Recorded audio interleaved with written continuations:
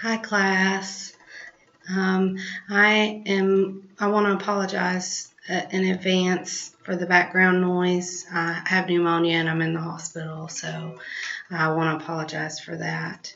The chapter that I got the most from this week was chapter 15, which is about speaking to inform.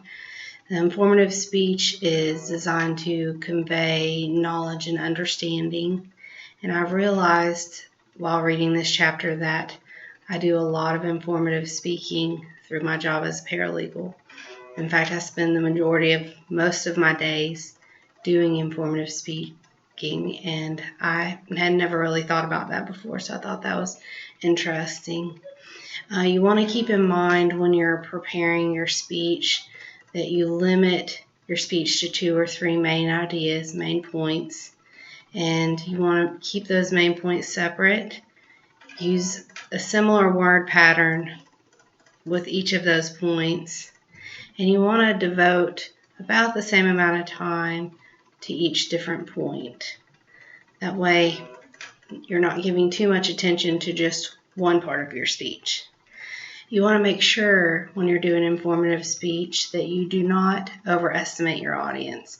You can't assume that just because you know something that your audience also knows it. I think a lot of speakers make a mistake of assuming that their audience knows everything that they do, and that's a problem. You also want to try and relate the subject to your audience in some way if you can. Now, obviously, not every subject is every audience going to be able to relate to, but if you can find a way to make the subject relatable to your audience, that's always more helpful.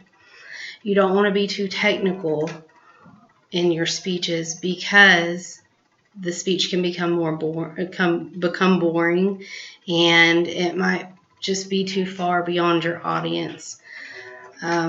I know that when I'm speaking to clients, I have to make sure not to assume that they know everything just because I know it.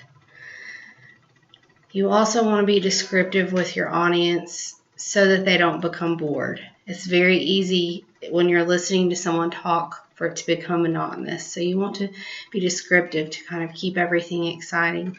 And you want to try and personalize your speech so that it's more human, more relatable.